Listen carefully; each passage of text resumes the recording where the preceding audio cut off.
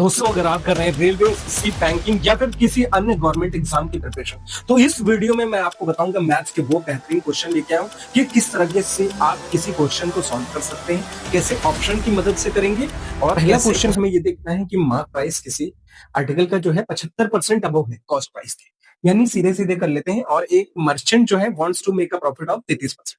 Merchant जो है कितना 33% का प्रॉफिट कमाना चाहता है, तो कितना डिस्काउंट दिया जाए मार्क प्राइस पे। तो देखते हैं, ये क्वेश्चन काफी आसानी से 100 मार्क से किया जा सकता है। 100 से कोई चीज कितना है, अब वो मार्क करी गई है 175%। 100 का 75% कितना होता है, 75 रुपए, यानी ये मार्क प्राइस हो गया। कह रहा है ये जो चाहता है मर्चेंट, वो चाह रहा है 33% का प्रॉफिट, यानी 100 पे कितना प्रॉफिट, 33% का। 100 का 33% कितना होता है, 33 रुपए, यानी कि कितना हो गया, 133 का सामान बेचना चाहता है। सेलिंग प्राइस 133 रुपए। तो कह रहा है कि कितना इसको डिस्काउंट दिया जाए। जो डिस्काउंट दिया जाता है दोस्त, वो मार्क प्राइस पे दिया जाता है, क्योंकि कोई भी अपने कॉस्ट प्राइस पे डिस्काउंट नहीं देता है। तो मार्क प्राइस पे कितना डिस्काउंट दिया जाए भाई, 5, 3, 2 और 7, 17 में से तेरा गया 4, यानी कि कितना 42 का डिस्काउंट देगा। तो हमें जो डिस्काउंट परसेंट निकालना है वो कितना होता है, डिस्काउंट परसेंट का formula discount upon mark price into 100%। यानी कि डिस्काउंट कितना, 42 का डिस्काउंट दिया गया किस पे, मार्क प्राइस पे।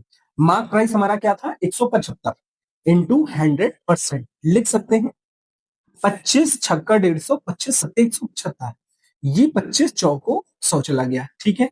7 से चला गया 6 बार में, 7 छंग 42, 6 चौको 24%, यानी दोस्त कितना आया हमारा 24%। यानी हमने कितना डिस्काउंट देना चाहिए, 24% का डिस्काउंट देना चाहिए। आइए दोस्त करते हैं इसी तरीके से अगला सवाल। अगला सवाल है, area of rectangle is the, किसी एरिया ऑफ रेक्टेंगल का मतलब रेक्टेंगल का एरिया गिवन है, उसकी ब्रेड्थ दी गई है। अब आपको क्या फाइंड करना है, आपको उसका पेरीमीटर फाइंड आउट करना है। तो एरिया ऑफ रेक्टेंगल होता कितना है, एरिया ऑफ अगर रेक्टेंगल की बात करेंगे कितना होता है, लेंथ इनटू ब्रेड्थ, यानी उसकी लेंथ और उसकी विड्थ, ठीक है। Area of rectangle already given था, जितना हो जाएगा 100.64, ठीक है। लेंथ लेंथ उसकी find out, length into breadth, breadth कितनी गिवन थी, ब्रेथ दी गई थी 7.4 सेंटीमीटर। आपको पहले तो पेरीमीटर के लिए सबसे पहले लेंथ निकालना होगा, यानी कि इसको क्या है, इधर भेज देंगे 100.64 अपॉन 7.4। एक डेसिमल इधर खिसकेगा तो ये भी इधर जाएगा, एक और इधर जाएगा तो ये नीचे जीरो लग जाएगा, यानी कि क्या लिख सकते हैं 100.64/740। ये कितना आ जाएगा, आपकी लेंथ निकल के आ जाएगी। आइए कर लेते हैं, ये जैसे 2 से काट लेते हैं, 2 त्रिका 6, 2 सत्ते 14, 1 0। 2 से ये चला गया 50 और ये 32 बार में, ठीक है, 32 दूना 64। अब ये क्या करेंगे, इसको 37 से काटने की कोशिश करते हैं। यहाँ पे 503 लगा है, तो 37 से पहली बार चला जाएगा 37 गुणे 10 कर लेते हैं, 37 हम 37 से ये 50 चला जाएगा एक बार में, 37 133 बचेगा, फिर 37 133 क्या गुणा करे, 37 को 3 बार, 3 7 21 1 2, इसको 3 त्रिका 9 2 11, यानी 3 त्रिका 21, यानी कि कितना आ रहा है 111। अब ये यहाँ पे कितना बन गया, यहाँ पे बन गया 1 3 3, 111 अगर इसमें से जाएगा, 3 में से 1 गया 2 और 3 में से 1 गया 2, यानी कि कितना बचेगा 222। यहाँ पे बच जाएगा 222, अगर 3 बार में से काटते हैं तो 222 बढ़ जाएगा। और 37 में क्या गुणा किया जाए, 37 में क्या मल्टीप्लाई करे कि 222 बन जाए। हमें क्या देखना है, यूनिट डिजिट देखना है। यूनिट डिजिट कितना है, 2 बन जाए तो क्या है 6 ही कर सकते हैं, 6 सत्ते 42, 2 4 इसको दिया 6 त्रिका 18 4 22, यानी कि क्या गुणा कर दिया जाए इससे 6, ये लिख सकते हैं, ठीक है। 136 जो कि ये चला जाएगा, वो कितना आ जाएगा 13.6 इक्वल टू लेंथ, इसकी लेंथ आ जाएगी। तो हम फाइंड आउट कर लेंगे कि कैसे हमें निकालना है इसकी perimeter. Perimeter equal to 2 into l plus b, 2 into length कितना है, लेंथ निकल के आ गई 13.6 और ब्रेड्थ कितनी आ गई, ब्रेड्थ की आते हैं 7.4, 13 7 20 1 21 21, जो कि कितना हो जाएगा 2 कम 2 2 दूना 4, टोटल कितना गया 42 सेंटीमीटर हमारा पेरीमीटर निकल के आ गया। आइए दोस्त करते हैं अगला सवाल। अगला सवाल है हमारा, एक vendor bought 12 item for a rupee, मतलब कह रहा है कि एक वेंडर जो है 12 आर्टिकल कितने 1 रुपए के खरीदता है, तो उसे कितने जो है उसे 20% लाभ गेन करने के लिए कितने उस पे 1 रुपए में कितने आर्टिकल बेचा जाए, ठीक है। तो क्या कर लेंगे, देखिए अगर 1 रुपए के कितने आर्टिकल, 12 आर्टिकल, तो 1 आर्टिकल कितने हो जाएंगे, 1 आर्टिकल हो जाएगा 1/12 रुपए, यानी कि कुछ कह सकते हैं 1/12, 1 रुपए में 12 आर्टिकल पे। अब कितना गेन करना चाहता है, 20% का गेन करना चाहता है, यानी 20% का फ्रैक्शन होता है 1/5, यानी 5 से कोई ऑब्जेक्ट ये 6 हो जाएगा। तो देखिए 1 रुपए में कितने, 12 आर्टिकल पे कितने का, ठीक है, और 1 रुपए में कितने आर्टिकल बेचा जाए कि उसे कितना 20% का प्रॉफिट हो जाए, यानी कि 5 से कितना हो जाना चाहिए, 6 हो जाना चाहिए। तो क्या कर देंगे, इसका क्रॉस मल्टीप्लीकेशन कर देंगे, सीधे निकल के आ जाएगा 6 × 1/12 इक्वल टू 5 × 1/x, ठीक है। 6 से ये कट गया, 6 दूना 12, यानी 1/2 इक्वल टू कितना आ गया, 5/x। x इधर आएगा, यह मल्टीप्लाई होगा, x की वैल्यू कितनी आ गई, x की वैल्यू आ जाएगी 2 × 5, जो कि कितनी हो जाएगी 10, यानी 1 रुपए में कितने 10 आर्टिकल बेचे तो उसे क्या है 20% का प्रॉफिट हो जाएगा। आइए करते हैं दोस्त इसी तरह अगला सवाल। अगला सवाल हमारा कि P और Q can do the piece of work in the no, P और Q किसी कार्य को मिलकर 9 दिन में कंप्लीट करते हैं, Q अकेले उसी कार्य को 36 दिन में कर पा रहा है। P प्लस Q मिलकर उस कार्य को 9 दिन में करते हैं, और Q अकेला क्या है, Q अकेला जो है उस कार्य को 36 दिन में कर पा रहा है। तो कह रहे हैं कि उसका जो है 3/4 वर्क कितने दिन में कंप्लीट होगा अगर P करता है उसे। तो पहले वर्क कितना हो गया, इन दोनों का एलसीएम, ऐसा नंबर जो इन दोनों के मल्टीपल में आ रहा हो, ऐसा छोटा नंबर, तो वो क्या हो जाएगा 36। 9 की टेबल में 4 बार में आता है, 9 चौक 36, और 36 की टेबल में 1 बार में आता है, यानी ये क्या आ गया, इसकी कैपेसिटी का रेशियो, ये कैपेसिटी आ गई। P प्लस Q मिलके कोई कार्य 4, मतलब मिलके 4 काम कर रहे होंगे, Q अकेला 1 काम कर रहा होगा, यानी Q की एफिशिएंसी कितनी है, 1 है, और इन दोनों को मिला के अगर 4 है तो इसकी कितनी हो जाएगी, 3 हो जाएगी। P की एफिशिएंसी कितनी हो जाएगी, 3 हो जाएगी। तो अगर ये दोनों कोई P अकेला किसी काम को करेगा, टोटल वर्क कितना है, टोटल वर्क जो भी होगा अपॉन कौन करने वाला, P करने वाला है। तो टोटल वर्क कितना था, 36 था। P अकेला काम एक दिन में 3 काम कर रहा है, तो कितने दिन में कर पाएगा, 3×3 = 36, जो कि कितना, कितने दिन लग जाएगा उसे, 12 दिन लग जाएंगे, ठीक है। आइए करते हैं दोस्त अगला सवाल। अगला सवाल हमारा क्या दिया गया है, अगला सवाल हमारा दिया गया है, अगर value of 3 × 1/4 of the number, ठीक है, कह रहा है यदि किसी संख्या का 1/4 के 3 गुना, 1/4 नंबर का उस संख्या से 6 कम है, तो संख्या ज्ञात करिए, ठीक है। यानी 3 × 1/4 ऑफ द नंबर के 6 कम है, अगर 6 जोड़ दिया जाए तो क्या है, उस नंबर के बराबर आ जाएगी संख्या, यानी कि 3 × x, 3x/4, ये 4 यहाँ पे नहीं लिखा था, ये से मल्टीप्लाई हो जाएगा, 4×6 = 24, तब इसके पूरे डिनोमिनेटर में आ सकता है, ये पूरे से डिवाइड है, जाएगा मल्टीप्लीकेशन, 3x + 24 इंटू 4x, यानी इक्वल टू 4x, ये 4x है, ये 3x है, यहां उधर भेजेंगे, 4x - 3x कितना बचेगा, x इक्वल टू कितना आ गया, 24। आपको ओरिजिनल वैल्यू निकल के आ गई, x जो कि x ही लाना था, तो वो कितने हो जाएगी, 24 हो जाएगी, जो कि ऑप्शन नंबर बी है। आइए दोस्त करते हैं इसी तरीके से अगला सवाल।